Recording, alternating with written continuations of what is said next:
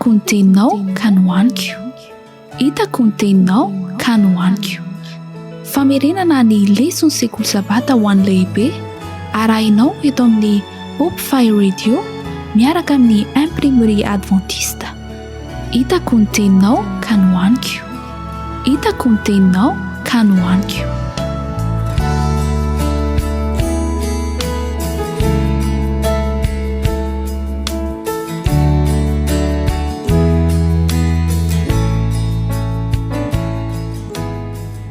Ny rahalanareo Benoît Rakotovao indray no miaraka aminareo androany mitondra ny famelabelarana ny amin'ity lesona vaovao ity.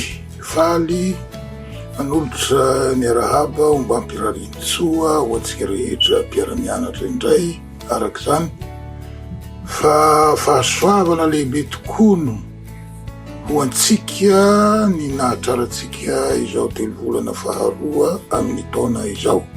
Ka andao isika hanondrika ny lohantsika hiaraka isaotra Andriamanitra noho izany fahasoavana lehibe izany.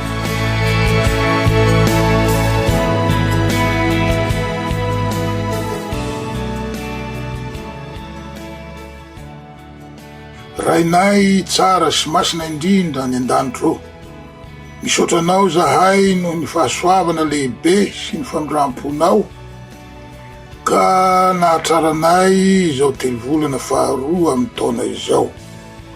Mbola nahazo ny fiarovanao zahay ka mbola velonaina amin'izao andro feno loza sy korontana maro samihafa izao.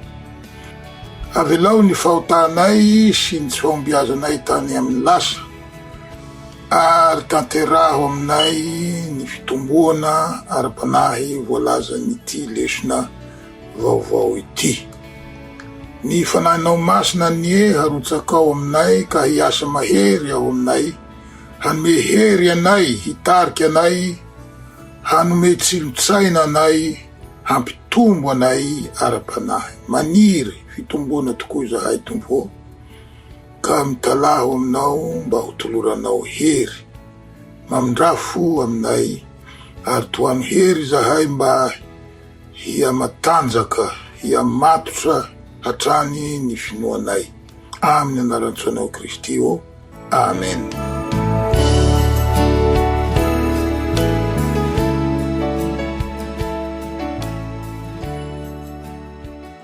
Ny leson'ny 3 volana faharoa amin'ny taona dia mitondra ny lohateny hoe, ny lohateny ankapobeny zany, mitombo amin'ny fifandraisana amin'Andriamanitra. Mitombo amin'ny fifandraisana amin'Andriamanitra. Matetika saika rahalahy mandrakariva no manoratra ny lesona, fa indray mitoraky ty anabavy, rahavavy no nanoratra ny lesona dia izany anabavy Nina Atchison izany. Io anabavitsika io no tompokevitra voalohany na dia fantatsika aza fa ny komity ny sekoly sabata ao amin'ny conférence générale ihany ny tompony teny farany. Izay manana didy, manara-maso, izay madilana mila tetenina, manitsinitsy izay tokony ahitsy, manarinarina, izay mikitotoana kely etsy sy roa. Eto aho zany dia manontany tena sahady ny amin'ny hoe hitovy, tsy misy valaka amin'ny lesontsika mahazatra ve izy ty, sa hisy tsirony hafa kely. Ny fihevitro mantsy dia izao, tahaka ny renim-pianakaviana mandroso sakafo masaka avy any an-dakozia no fahitako ao an-tsaiko ity sakafo ara-panahy ho antsika ity. Ka manainga antsika rehetra hazoto homana daholo. Ny lohatenin'ny lesontsika amin'ny herinandro voalohany dia ny hoe mamantatra ny tena toetry ny finoantsika marina. Mamantatra ny tena toetry ny finoantsika marina. Na koa hoe miatrika ny tena zava-misy marina. samy izy daholo io zany, samy mahalaza ny hevitra. Ahoana no fahitanao ny fifandraisanao amin'Andriamanitra? Matotra sady matanjaka ve? Sa goragora? Sa tahaky ny ahoana ny fahitanao azy? Mba maka fotoana isaintsainanao lalina ny amin'izany ve ianao? Dia inona no ataonao rehefa tsapanao ny toetoetry ny finoanao? Hitanao fa mampietanentana anao ve izany fifandraisanao zany? Mihamtombo hatrany ve? Sa toa mihena antoerana arakaraky ny fandroson'ny fotoana? Fantanina savaranonando ireo hoentitsika mamantatra ny tena toetry ny finoatsika marina, hoentitsika miatrika ny fifandraisantsika marina amin'Andriamanitra eo ampianarana ity lesona vaovao ity. Amin'ity herinandro ity mantsy dia antsoina isika handiny tena ka hamantatra ny toetoetry ny fifandraisantsika amin'Andriamanitra amin'izao fotoana izao. Dia hodinitsika koa araka zany izay torohevitra omeny soratra masina antsika ny amin'izany. Fa tsy ho afaka hiroso amin'ny dingana tsaratsara kokoa isika raha tsy manao izany fandinihan-tena izany, izay tsy maintsy atao amin'ny fahitsina, amin'ny fo tsy miangatra. Zay zany ny teny fampidirana.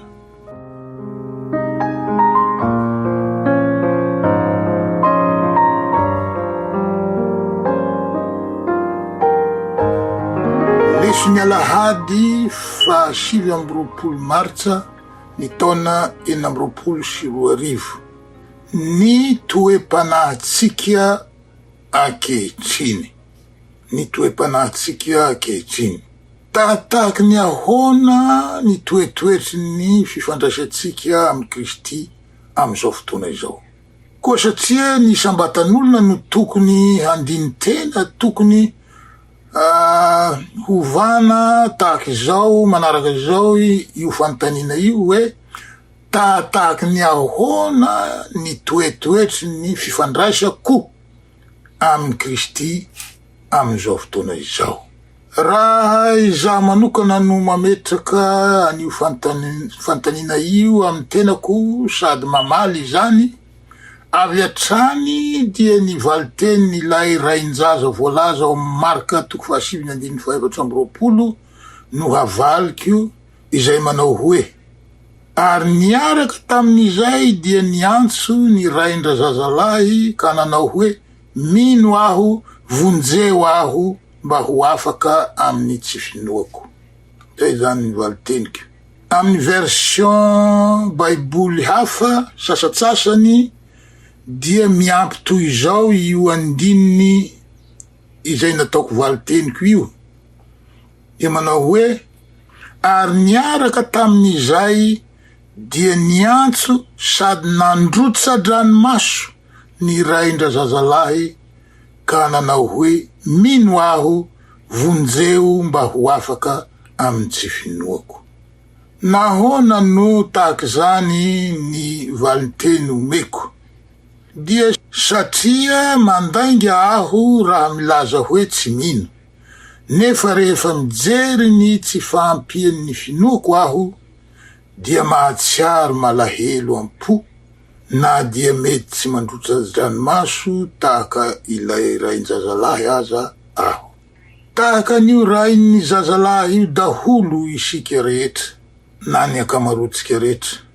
Aoka isika tsy handainga amin'ny tenatsika, mino isika, nefa kely ny finoatsika ary malahelo matetika isika rehefa mandinika ny amin'izany hakelezany ny finoatsika izany. Tsy misy amintsika ireto hoe tsy mino. Mino daholo isika rehetra zao. Samy mamonjy fiangonana, mamaky baiboly, mivavaka, mianatra lesona, manatitra rakitra, mamerina ny ampafolony sy ny sisa sy ny sisa. Finoana daholo izany.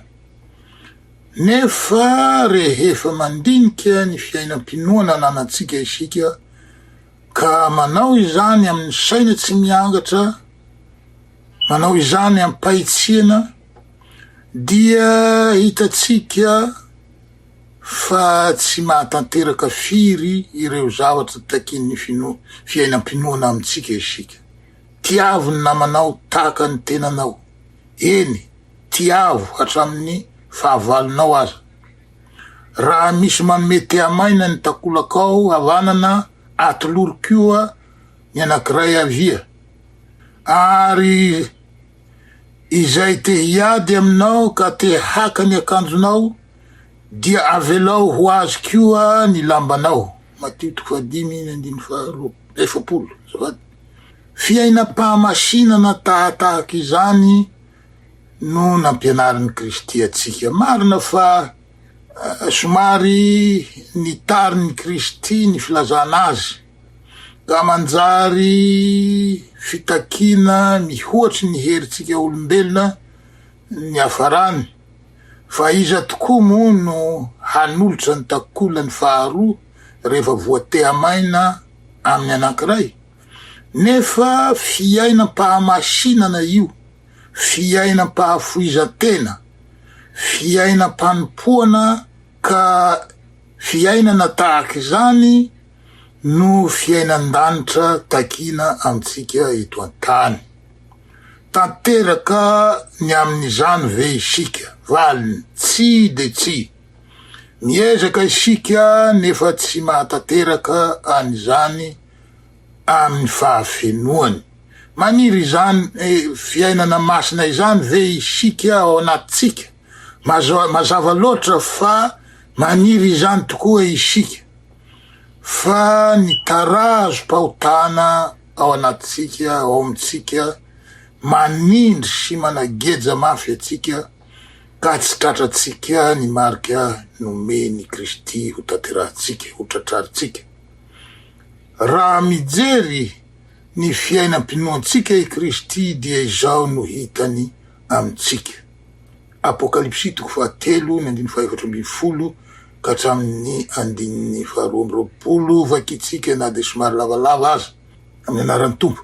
Ary soraty ho amin'ny anjelin'ny fiangonan'ny Laodikia, izao no lazainy amen.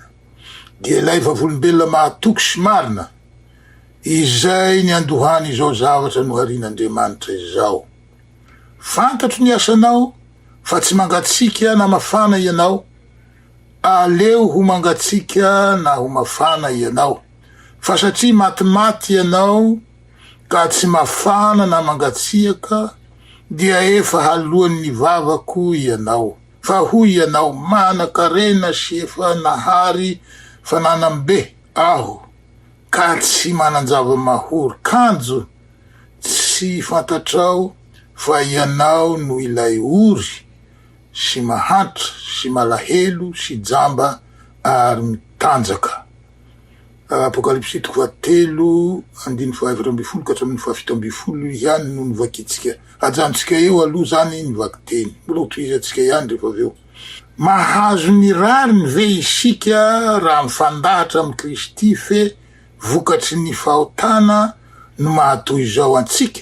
Valiny tsy. Misy fanakianana eto amin'ny 15 manao hoe, fantatro ny asanao, fa tsy mangatsika na mafana ianao. Aleo ho mangatsika na ho mafana ianao.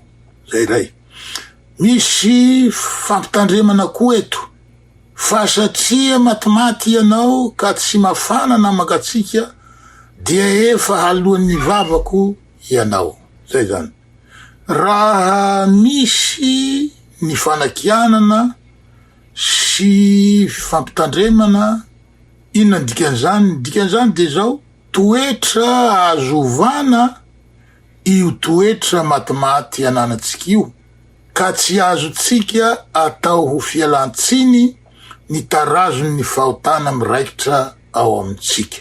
Tsy fanakianana sy fampitandremana fotsiny no hita eto, fa misy torohevitra mahasoa koa, izay fanafody manasitrana anio aretin'ny toetra matimaty io. toizatsika ny vaky teny, 19 nanombotsika izany, dia manoro hevitra anao aho hividy amiko volamena voadio amin'ny afo mba hanakarena ianao, ary fitafiana fotsy ho tafianao mba tsy hiseho ny henatrao no ny fitanjana, ary ody maso hahosotrao ny masonao mba hahiratanao. Zay zany vaky ny teny.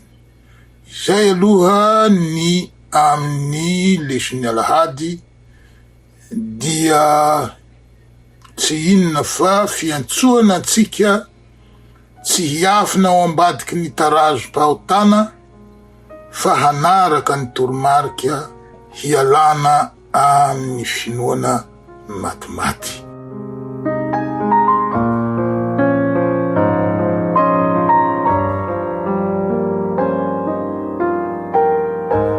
Lesony alatsinainy 30 martsa ny taona 2024, fananarana, fibebahana ary valisoa. Nolazaitsika teo fa tsy ankasitrahany Kristy io toetra matimaty ananantsika io fifandraisana amin'ny goragora io, na fantany sy fantatsika koa fa ny fahotana no fototry izany toetra ratsy izany hoe tahaka ny olona babo isika, tahaka ny gadra voafatotry ny fahotana ka tsy afa mietsika, tsy afa manoatra, dia tsy mahazo ny rariny eo amin'ny Kristy isika. Izy mahafantatra tsara antsika ka mahita izy fa tsy any amin'ny fahotana fototra izay ataotsika fialantsiny ny olana, fa eo amin'ny ataotsika amin'izao fotoana izao. Hitany fa misy toetra tokony arenina sady azo arenina eo amintsika, ka inona no nataony Kristy sy lazainy amintsika? Teboka voalohany, manao faninina antsika izy, manometsiny antsika zany izy, manakina antsika izy. Teboka faharoa, mananatra antsika izy, izany hoe manome torolalana sy manome torohevitra. Teboka fahatelo, milaza ny valisoa ho azotsika izy. Ho raisitsika tsirairay ireo teboka telo ireo dia azavazavaitsika misimisy. Voalohany, ny faninina na fanakianana. Ny faninina na fanakianana mo dia efa novakitsika teo. Fantatro ny asanao ho izy, fa tsy mangatsika na mafana ianao, aleo ho mangatsika na ho mafana. Misy asa zany tokony hataotsika, izay tsy nataotsika na mety nataotsika ihany, fa tsy natao tamin'ny fo, tsy natao tamin'ny parisiana. Nahoana no tsy nahafahatsika nanao izany asa izany tamin'ny fomba mahery vaika kokoa? Valiny, satria misy toetra tsy mamokatra ao amintsika ao. Fantatry Kristy tsara io toetra io. Mihevitra isika araky ny nambarany fa araky ny fitenin'ny tanora ankehitriny hoe efa ao tsara, efa manana ny ampy, ka tsy misy zavatra fanampy ny ilaitsika intsony. Manakarena sy efa niary fananana be aho, ka tsy mananjava mahory. 17. Izany hoe matoky tena isika hoe efa manana ny ampy. Atsikafo ny Kristy izany tsy fahampiana izany. Kanjo tsy fantatrao fa ianao no ilay ory sy mahatra sy malahelo sy jamba ary mitanjaka. 17. Mirehareha ao am-po izany isika, fa mihevitra antsika ho manana kalitao ara-panahy tonga lafatra, tsy manatsikafona fotsiny ihiany anefa i Kristy fa manome toromarika koa. Teboka faharoa anatra na toromarika angamba no azokela zana hoy izy: dia manoro hevitra anao aho hividy amiko volamena voadio tamin'ny afo, mahanakarena ianao ary fitafiana fotsy ho tafinao mba tsy sehoany henatrao noho ny fitanjahana, ary odi-maso ahosotrao ny masonao mba hahiratanao. Teny antsary moa no nampiasaina eto fa fatatsika fa resaka fanamarinana sy fanamasinana no voalaza eto. Ambara eto fa noho ny fitiavany atsika no ananarany atsika, ary tsy mananatra sy manoro hevitra teorika fotsiny izy, fa atorony koa ny lalana ahatongavana amin'izany. Indro efa mitsangana eo ambaravarana aho ka mandondona, raha misy mihaino ny feoko ka mamoa ny varavarana, dia hiditra ao aminy aho ka hiara-misakafo aminy ary izy amiko. 1:20. Teny antsary ihany koa no ampiasaina eto, tsy amin'ny heritsika na amin'ny fahendretsika no ahatanterahantsika izany, fa amin'ny alalan'i Kristy irery ihany. Io raha teo koa no fanafody na fanalahidy nomenantsika ho afaka amin'ilay fatotra no lazaitsika tery aloha. Koa dia mahazotoa ianao ka mibebaha ho izy. Ny ezaka ataotsika araka zany dia ny mamboly fifandraisana ety amin'ny Kristy, fifandraisana ety tahaka ny an'ny mpisakaiza. Teboka fahatelo, valisoa, momba ny valisoa. Izay maharesy dia havelako hiara-mipetraka amiko io eo ambonin'ny seza fiandrianako, dia tahaka ny nandreseko kosa sy ny niarahako nipetraka amin'ny raiko eo ambonin'ny seza fiandrianany. Zay ny vaky ny teny. Ny voambolana hoe maharesy eto dia manambara ady, nefa araky nitatsika teo, ady atao miaraka amin'ny Kristy, ka azo antoka ny fandresena raha miantehitra marina aminy tokoa isika.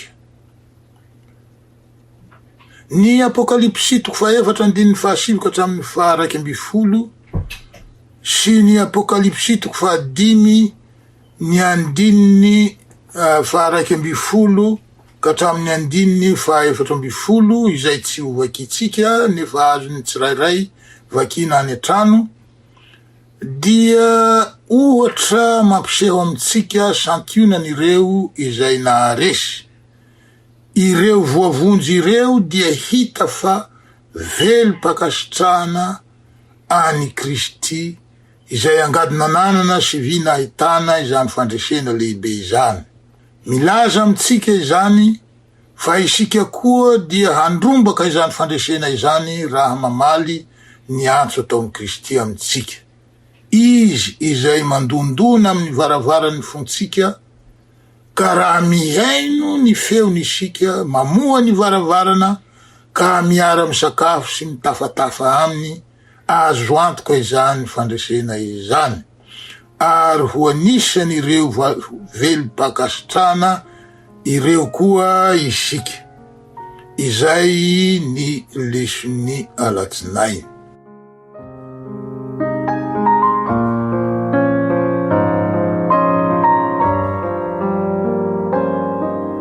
Lesony talata fa 1 Martsa ny taona 2022, fitiavana mandrakizay. Fa maninona Andriamanitra no tsy sasatra mikatsaka atsika olombelona, tsy sasatra mandondona ao ambaravarantsika, tsy sasatra miandry atsika hamoha izany varavaran'ny fotsika izany, tsy sasatra miandry atsika hifandray aminy, valiny. Jeremia 1:9-4. Tany lavitra any no nisehoan Jehova tamiko, ka nanao hoe, fitiavana mandrakizay no nitiavako anao, koa izany no nampaharetako famindrampo ho anao. Mbola hanorona anao indray aho, ka dia hiorona ianao ry Israely Virgino, ary mbola hiravaka mitondra ny amponga tapakao ianao, ka hivoaka amin'ny diny mifaly. Zay zany le izy. Fitiavana mandrakizay no itiavany antsika. Na averimberitsika matetika aza io fehezanteny io, tsy mety ho takatry ny saitsika amin'ny fahafenony ny habeny zany fitiavan'Andriamanitra antsika izany. Efa nambaratsika teto fa ny Baiboly no hany mitory an'Andriamanitra izay mandeha mikatsaka andra olombelona very sy miezaka ny hanatina azy nandritra ny taonjato maro ny fandimby hatrany tamin'ny andro nahalavoany ny Adama ka mandraka kehitriny. Ny fivavahana hafa, ny antoko fivavahana hafa akoatran'ny fivavahana kristiana dia mampianatra fa raha olombelona no midodododo sy mitotototo mandeha mikatsaka an'Andriamanitra. Ny Baiboly izay taratasin'Andriamanitra nalefa tamitsika no milaza marimarina fa izy, zany hoe Andriamanitra zany, no mitotototo sy midodododo mandeha mikatsaka atsika. Olona maro ny fandimby no efa natoniny manokana sy nanaova ny fifandraisana akaiky dia akaiky. Maro ny anarana azo tononina, ao i Adama, Enoka, Noa, Abrahama, Mosesy sy ny sisa tsy voatanisa. Tsy ireo olona ireo fotsiny ihany no tiany hanana fifandraisana ety tahaka zany, fa isika koa.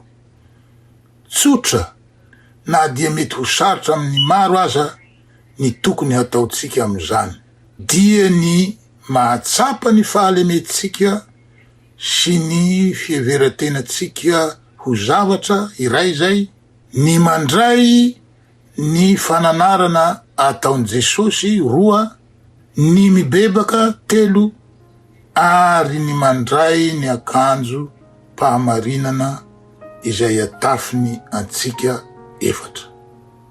Zay zany ny leson'ny talata.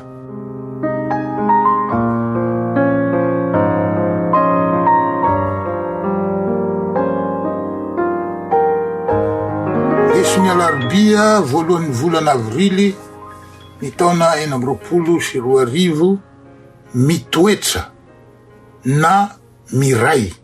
Vakitsika ny Jona 5:12 ka hatramin'ny 9:1. Izaho no tena voaloboka ary ny raiko no mpamboatra ny sampany rehetra eo amiko izay tsy mamoa dia esoriny, fa ny sampany rehetra izay mamoa kosa dia amboariny mba hamoa bebe kokoa. Efa madio raha teo ianareo noho ny teniko izay nolazaiko taminareo. Tomoe raha amiko ary zaho aminareo. Tahaka ny sampany tsy mahay mamoa ho azy, raha tsy miray amin'ny voaloboka izy, dia toy izany koa ianareo raha tsy miray amiko. Izaho no voaloboka, ianareo no sampany. Izay miray amiko ary zaho aminy, dia mamoa be izy. Fa raha misaraka amiko kosa ianareo, dia tsy mahay manao na inona na inona. Raha misy tsy miray amiko, dia ariana eny ivelany tahaka ny sampany izy ka malazo, ary angonina izy ka atsipy ao anaty afo dia ho may. Raha miray amiko ianareo ka mitoetra ao anatinareo ny teniko, dia angataho izay tianareo na inona fa ho tonga aminareo izany. Izany no ankalazana ny raiky io mba hamoazanareo be ho tonga mpianatro ka ho tonga mpianatro ianareo. Tahaka ny nitiavan'ny ray ahy no nitiavako anareo. Tomoera amin'ny fitiavako ianareo. Raha mitandrina ny didiko ianareo dia hitoetra amin'ny fitiavako. Tahaka ny nitandremako ny didin'ny raiko sy hitoerako amin'ny fitiavany. Izany zavatra izany dia efa nolazaiko taminareo mba ho ao aminareo ny fifaliko ka ho tanteraka ny fifalinareo. Zay zany vaky ny teny. Amin'ny version teny anglisy, amin'ny Baiboly zany version teny anglisy, dia matoa teny anankiray ihany no nampiasaina dia ny matoa teny hoe abide. Ho amin'ny hoe mitoera io, mitoetra, abide. Fa io matoa teny abide io dia nadika matoa teny anankiroa amin'ny version malagasy. Dia ny teny hoe tomoera na mitoetra zany sy miray. Impolo no miverimberina io teny abide io amin'ny lay toko sy andininy voakitsika teo amin'ny version amin'ny teny anglisy zany. Raha atambatra ny hoe tomoera sy hoe miray amin'ny version amin'ny teny malagasy zany, zay nandikana ny teny hoe abide io, dia folo koa no isany mazava loatra. Misy construction elliptique koa ao amin'io lahateny io, ka raha isaina koa ireo construction elliptique ireo dia 12 no tena isany. Zany hoe ny namerenana ny teny hoe mitoetra na tomoera na miray. 12. Eo amin'ny fiteny sy fomba filazana zavatra hebreo tsy misy hono. Hoan zareo mahay teny hebreo zany tsy misy hono ny teny hoe important. Fa raha important na mafonja ny zavatra ambara dia averimberina ilay hevitra. Izany no ahitantsika fiverenan-kevitra eo amin'ny poezia hebreo hita taratra eo amin'ny boky ny salamo maro, antsoiny ny manampahaizana hoe rime des idées na rime d'idées na ady riman-kevitra. 12 no naverin'i Kristy io teny hoe tomoera io, porofo izany fa iankinany ny ain-dehibe izany mitoetra eo aminy izany. Inona no dikan'izany hoe mitoetra ao amin'ny Kristy? Ny hoe mitoetra ao amin'ny Jesosy dia velona ao anatin'ny fifandraisana aminy. Dia midika koa ho fitandremana ny didiny izay maneho taratra ny toetra ny kanto sy feno fitiavana tsy mihevitra ny azy. Mitondra fifalian-dehibe ny fitoerana ao aminy. Ny mitoetra ao amin'ny Kristy koa dia midika koa hoe manao izay asainy atao ho setry ny fitiavany. Fa izao no fitiavana an'Andriamanitra dia ny hitandremantsika ny didiny sady tsy mavesatra ny didiny. Jona 1:5-9. Raha atao zany ny fandiniana, io fitoerana ao amin'ny Jesosy io no anankiray amin'ireo fanafody mahomby manasitrana ny toetra mahalaodikianina antsika. Vakio ny Apokalipsy 3:9 sy Jona 5:4. Tsy ambara telo lehibe ny fiainana tanteraka sy miseviny eto an-tany sy any amin'ny mandrakizay izany. Indrisy anefa fa mora manadino ny torohevitra omeny Jesosy isika. Ho feny zany rehetra zany, niambaran'i Kristy Jesosy amitsika amy tsirairay amitsika de zao: tahaka ny nitiavany ray ahy no nitiavako anareo, tomoera amin'ny fitiavako ianareo. Jaona 1:17. Ny fitiavany Jesosy no fatorana mafy indrindra manintona atsika hanakaiky azy, ary rehefa mahafantatra izany fitiavana izany isika dia ho voakasika ny fontsika hamaly fitia an'Andriamanitra sy ny hafa. Zay zany ny leson'ny alarobia.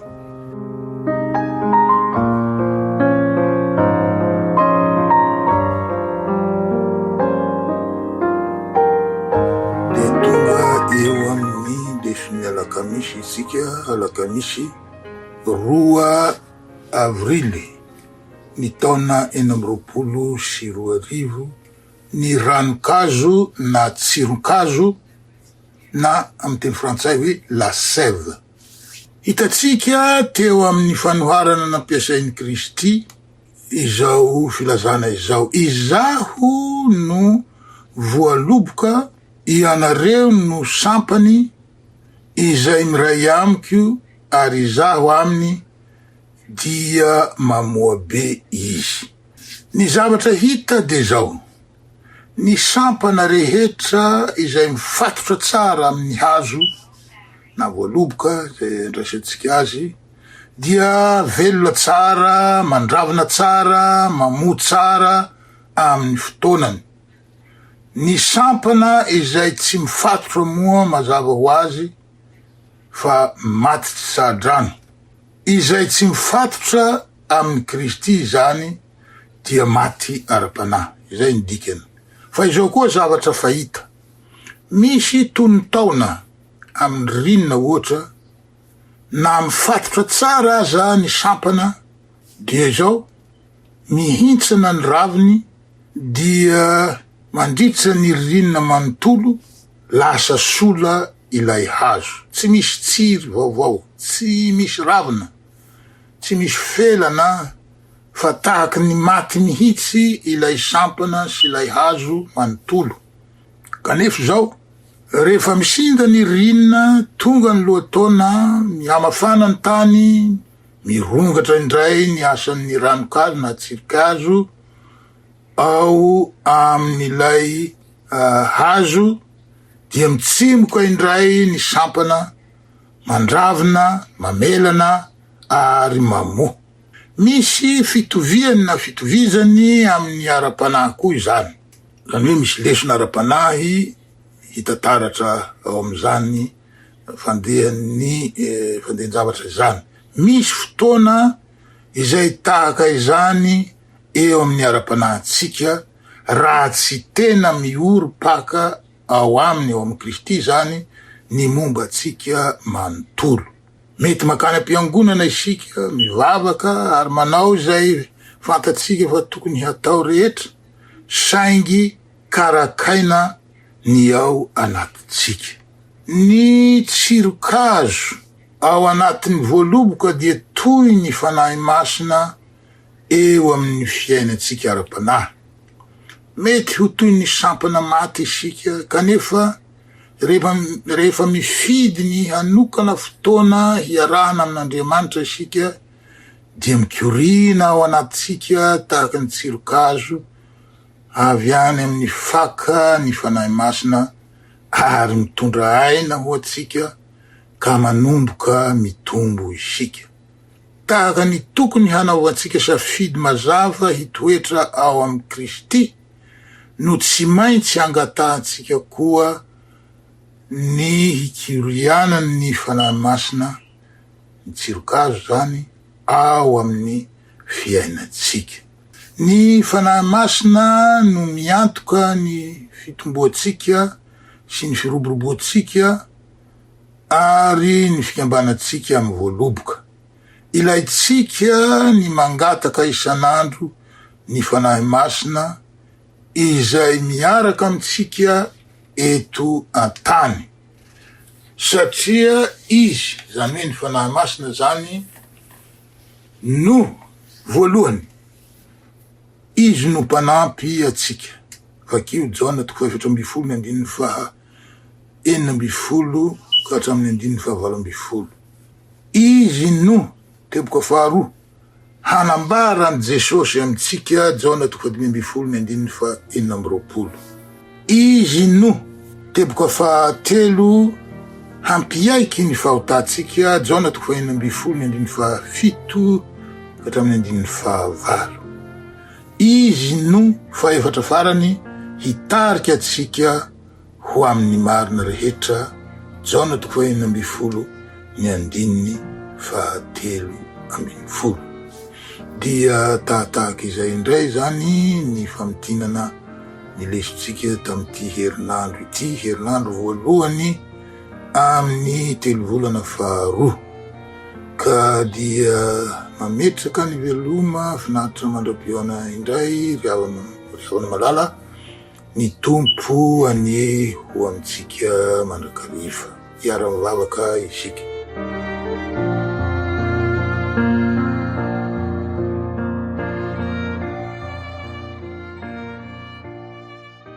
Rainay tsara sy masina indrindra any an-danitro, velom-pisaorana anao ny fonay noho ny fitiavanao lehibe.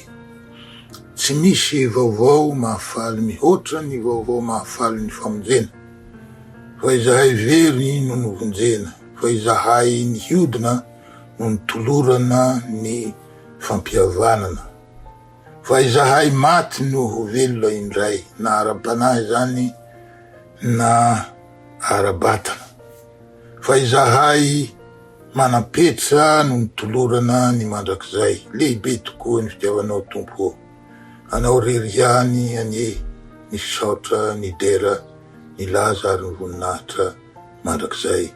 Amen.